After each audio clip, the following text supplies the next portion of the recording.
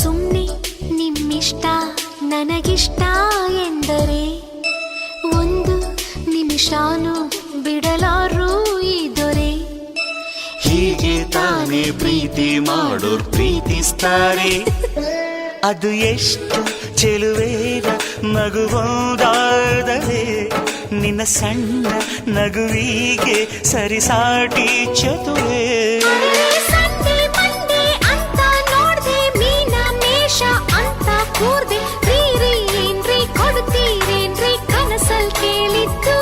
ಅರೆರೆ ಯಾವ ವಾರ ಯಾವ ಮಾಸ ಯಾವ ಸಮಯ ಆದರೆ ಏನು ಲೇ ನೀನು ಅಂದ್ರೆ ಲೋಕಾನೇ ನಿಂದು ನನ್ನೋಳು ಉಲಿದರೆ